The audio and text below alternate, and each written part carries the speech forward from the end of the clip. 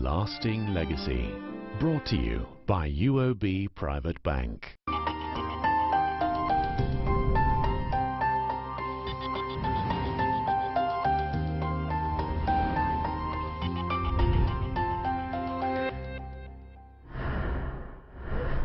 Hello, I'm Martin Sung here in Singapore.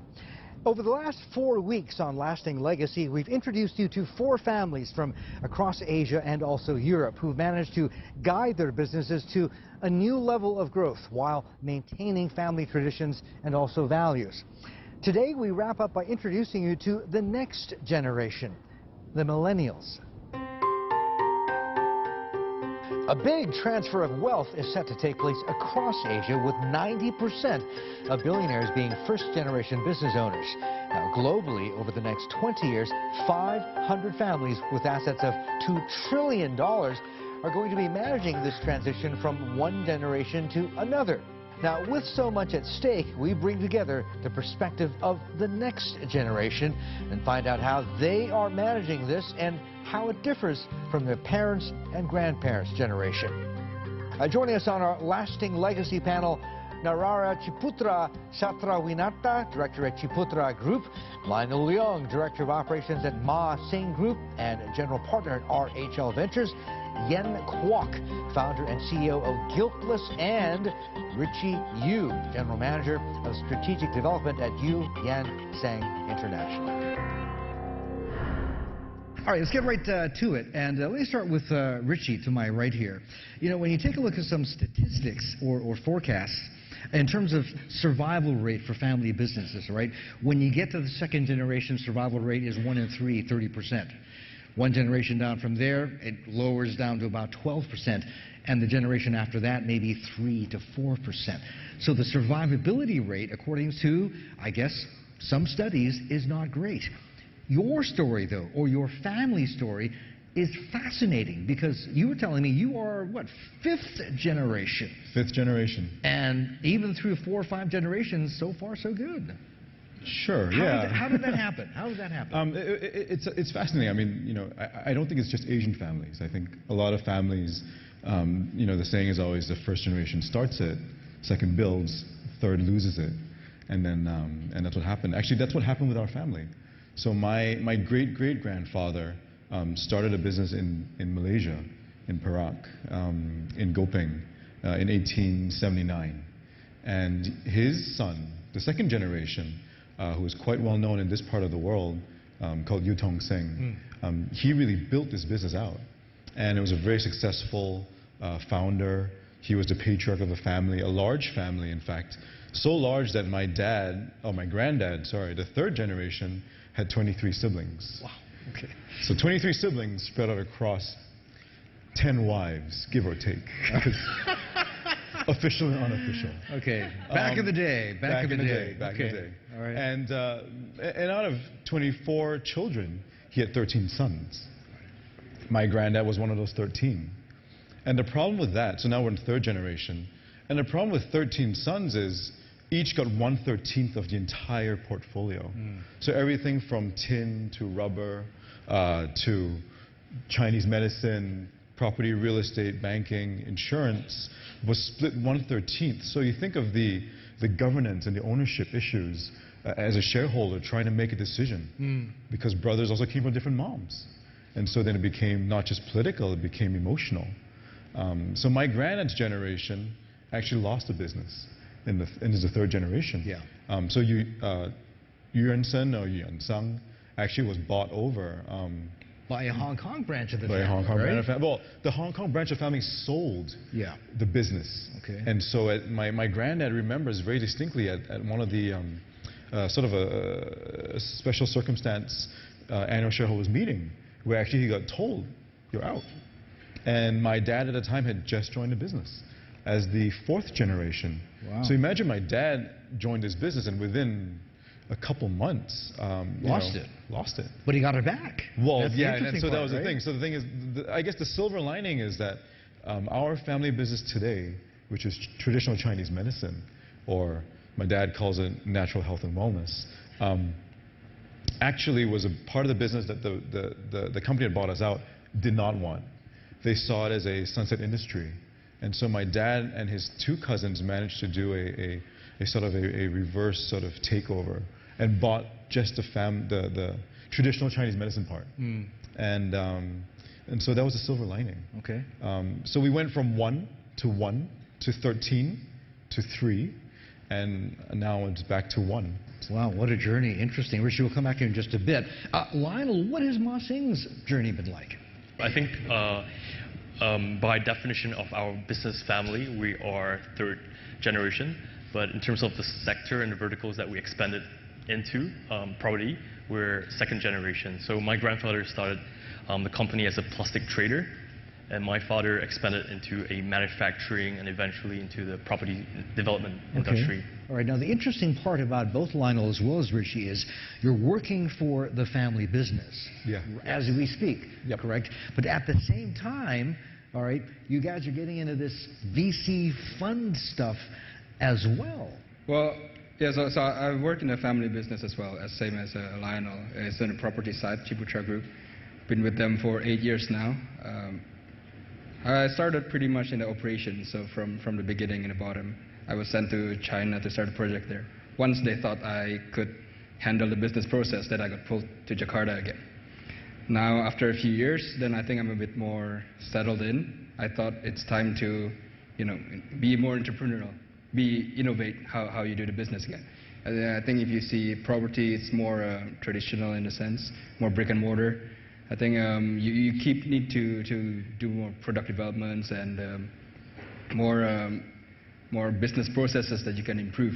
That's how I decided to start with a group of friends outside the family business, start a VC fund.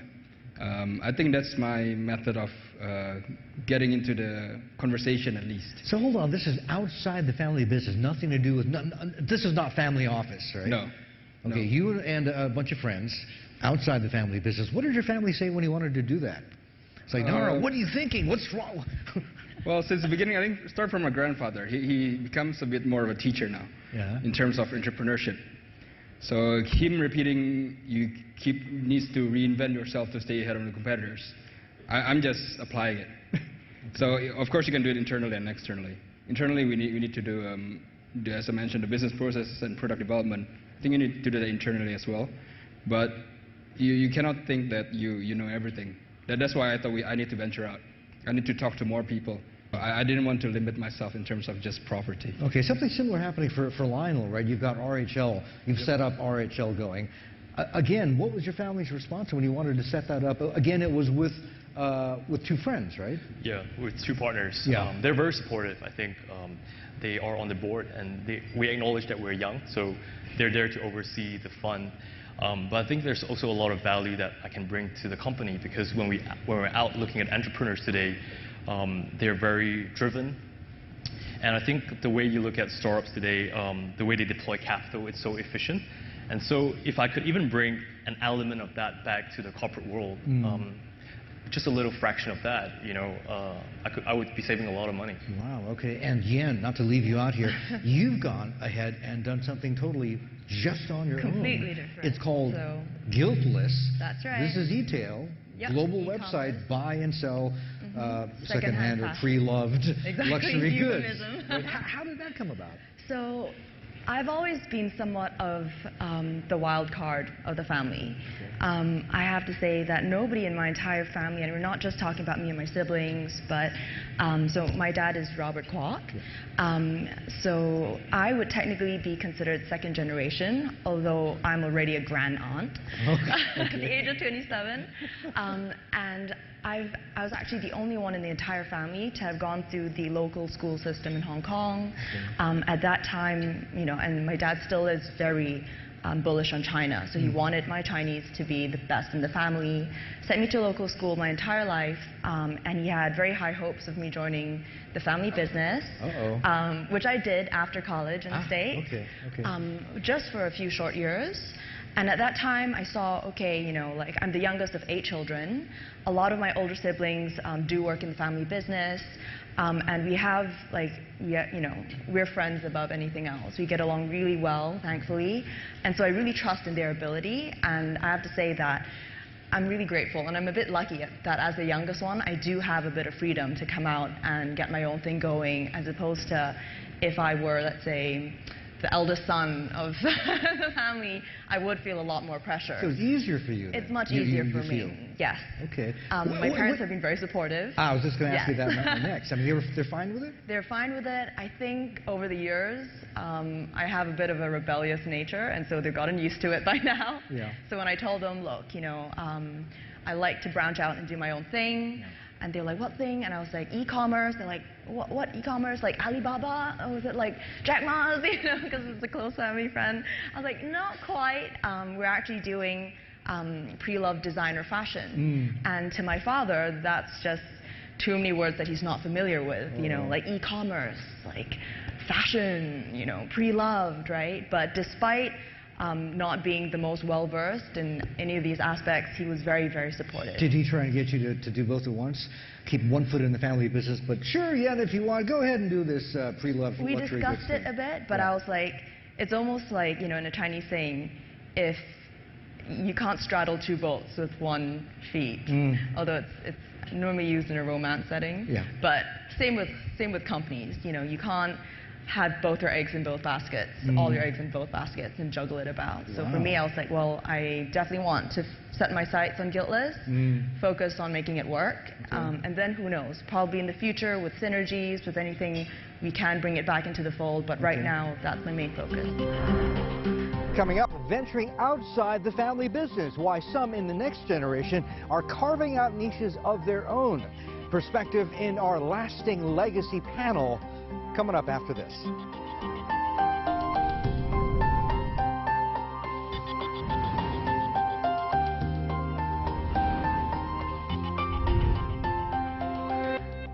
Lasting Legacy, brought to you by UOB Private Bank. Take my hand, tiptoe a little closer, tell me you love me.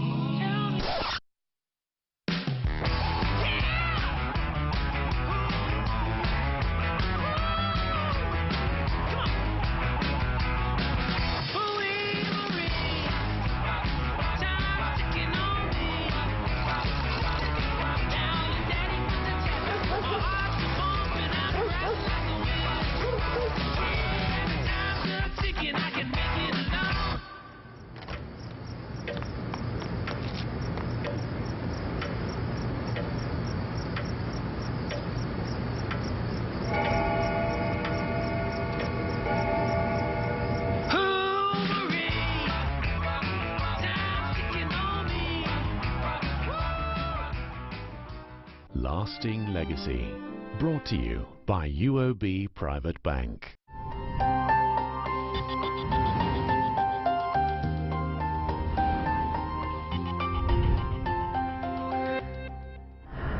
You two guys are in the family business at the same time running funds. How do you juggle both, Nara? We have to manage somehow. I think basically, I think initially, you'll probably ask, how do you differentiate family and business in the first place? And that went on for quite a bit. You just live with it. Even at home, you got to work somehow because you're having breakfast with your boss. You know, even weekends, you go on holidays, you go with your boss again. So you kind of get used that you have this working and leisure going on 24/7 anyways. And of course, when I first started, I had to talk to my father as well. And he was supportive because he sees that this is the future. In property, I think in assets, I think for the younger generation, they're thinking they want the benefits, they want the convenience, but they don't want to pay a lot for it. Like cars, with all these Uber and everything, they just want the convenience of having a private car, but they don't want to buy a whole car. I think for property as well, go Airbnb and everything. I think that's the sort of mindset that can benefit from traditional businesses. So my father, luckily for me, was quite receptive when I told him I would like to learn outside the family business. So I was able to do it so far. Rishi, let me bring you in here. One thing that people like to say about millennials is the flip side of the coin is, and these are older folks, right? These are the geezers out there. Sure. You know what? The thing with the millennials is these guys are just butt lazy. I'm the geezer here, by the way. No, come on. I'm the geezer here. But, I mean, that's not true, is it? It's simply because, you know, millennials are more facile with technology, right? Yep. More facile with simply multitasking. They're able to do it. But, you know, but you think about it. I mean, my dad is on Facebook more than I am. So it's not as though... Oh, right? Is that right? Okay. I think technology is pretty ubiquitous. Oh. So it's not as though of a certain age means you can't access technology or be a consumer. I think the difference for myself, at least how I see it, is that technology is a platform that I think should be invested into. You know, we talk about... you know, it's hard for, I mean, like Nara was saying earlier, as consumers, yes, we digest this stuff, we consume it. But I think because we're also business owners, executives, or we've had the ability to learn from dads, granddads, great-granddads, so on and so forth, we identify opportunities of what's happening. And I think because we have this, I wouldn't say a framework, but at least some sort of mindset or approach. We look at things very differently. So give me just give me a couple of examples right off the top of your head, right? How have you at Yuansang managed to infuse the E? Well, it starts with E already. Yeah. Well, you know, I mean, I know what you mean. E-tail or digitize. So at Yuansang, we're a 138-year-old company. We don't have a lot of e-commerce. Right, our business is one in which it's very human to human. It's health, it's medicine, right? So a lot of it is education, and a lot of it is handed down education. So in terms of digital e-commerce, it's not a big part of our business right now. You don't think it needs to be? Oh no, I definitely think it needs to be. Ah, okay. How can it be then? And that's the reason why I came back to the business. Ah, okay. Because I said, this is a huge opportunity, guys. You know, younger people nowadays, they want to know more about Chinese medicine. They want to know more about what foods they're eating. They want to be healthy. They want to take charge of their health. And you know what? They actually want to go and they want to Google this stuff. Okay. Before, your mom would say, drink this soup, you'll be fine. You'd be like, okay, sure, whatever. Now it's like your mom tells you, like, hold on, let me check first. I'm glad you brought that up. Okay, in terms of hiring, where all four of you are concerned, let me bring it back to Lionel. Do you specifically try and hire more people like yourself, more millennials? I wish I could. Well, I think there's values that are very different from the first generation and our values. I think the first generation values have always been the survival of the business, the economics, and avoid. I think they went through a cycle of failures, and they want to make sure that they hire the right people that can play to that kind of values. And for myself, like millennials, we care a lot about, you know, work-life balance, people-oriented culture. We care a lot about the digital adoption. So if the company is able to hire such people that can fit around that values, I think it would be great. Ah, okay, good to know. And I mean, Yen, in your space, you've got to be the one hiring caveat, millennials, though, right? is technically for Guiltless, I would be first generation, right? So yes, there is no such thing as work-life balance. when you own your own business, sure, you can take time off, but you're always on your phone, you're always on the computer. As a millennial, we're so used to like the whole instant gratification. We don't want to wait for someone to reply the next day during business hours. We want it now. We want it now. You know, so yes, like I do drive my colleagues pretty hard. So here's an interesting question. Since you've gone out on your own, does that take the pressure off you? Right? No, there's even more pressure now. No, take the pressure off you in the sense of, oh my God, it's my own thing now. I don't have to worry about squandering my family's wealth or something. It's only my little kitty here in Guiltless. So, yes, but it also means you can't hide behind anyone else. You know, there's no saying, oh yeah, well, you know, my family does it this way, or oh yeah, well, you know, so you are the one. It's yen and yen and yen. Exactly. Okay. You know, so if you mess up, it's completely you, independent from the family. Your family's not there to protect you in terms of, Got it. Which as the youngest daughter, I found it a bit difficult to adapt in the beginning, but you get used to it. Still ahead, words of wisdom from the previous generation. Our panel of millennials will share what they learned from their parents and how they're applying it to what they do today.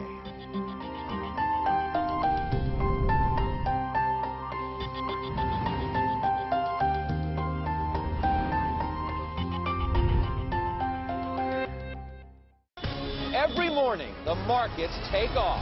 Players make their moves. Money is in motion. At noon, Halftime Report puts it in context with real-time, non-stop analysis. Big day today here at Post 9. Cutting through the noise.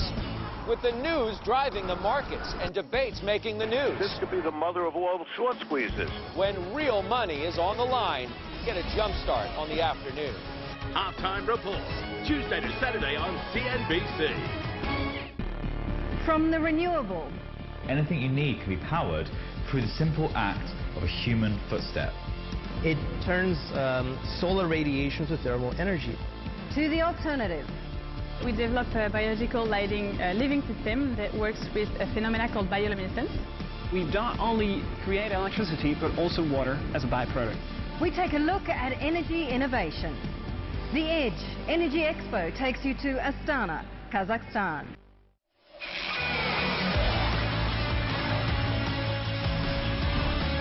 Coming up on Mobile One The Grid, we're behind the scenes at this year's Le Mans.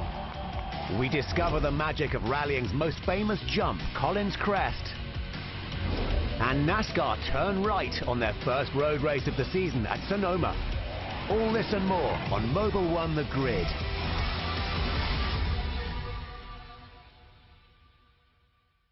Suit up for a royal invasion. It's funny because it's true. Come back, asteroid! The late night comedy kings are conquering your Saturday night. I see where we're going. It's a force that no one can resist. But I love this idea. I have no idea what the name of the show is. I'm sorry. The Tonight Show starring Jimmy Fallon, followed by Late Night with Seth Meyers. Wow, wow, wow. Good news. Oh, yeah. Back-to-back laugh attack starts today. That was good TV. Saturday nights on CNBC.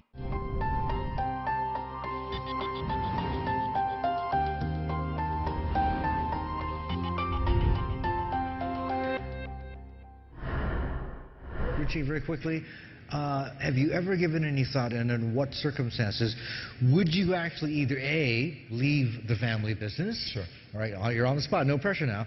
Or, okay, start up something on your own, like these two guys, sort of on the side, but yeah, just for no, you. I'm very envious of these three. Yeah. I mean, the fact that the fact that they can go out and use what they've learned, build new businesses, look at new models, do something that you're passionate about, I think is the most important thing. Do I want to go outside and build something? Yeah, I mean, it's attractive, right? Mm-hmm. I think it'd be really interesting to pursue that. But I think I can make a real difference here in the family business, right? I'm 5th generation. I'm already looking for the 6th generation. Oh.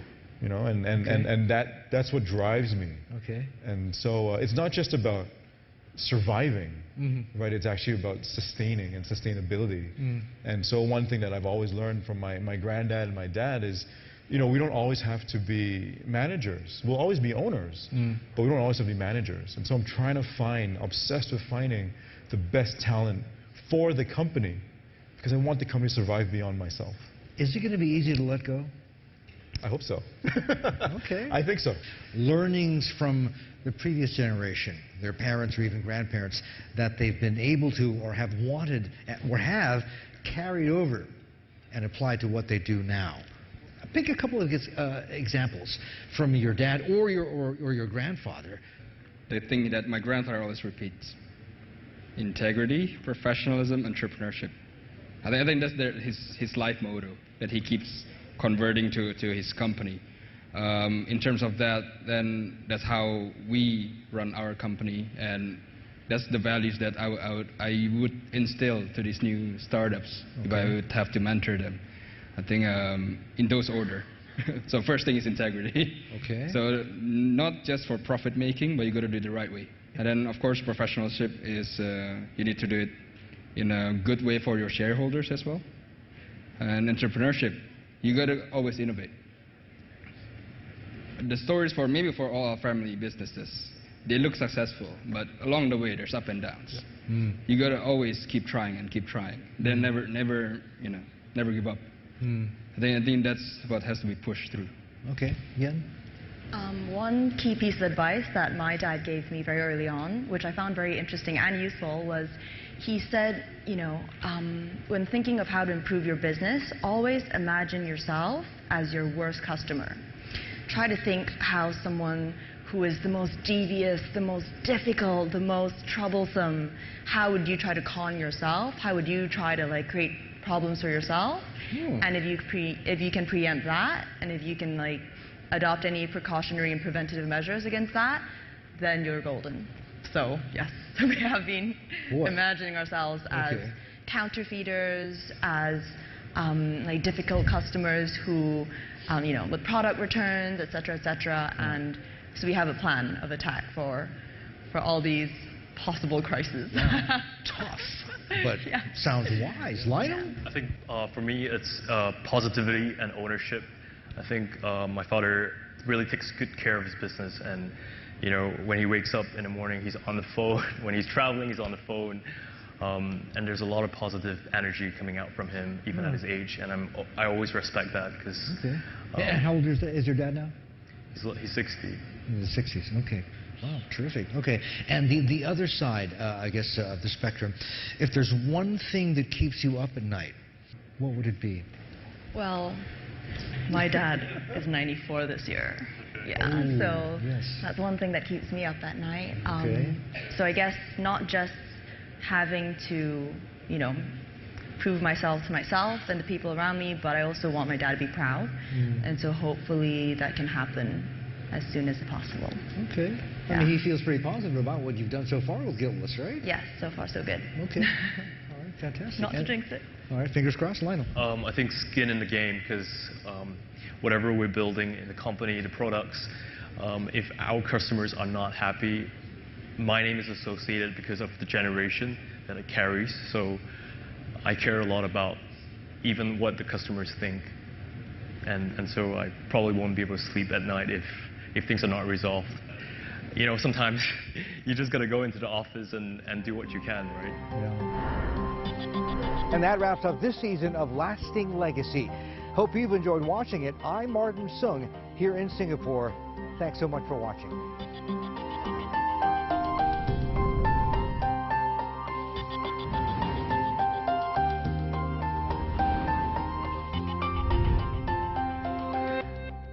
Lasting Legacy, brought to you by UOB Private Bank.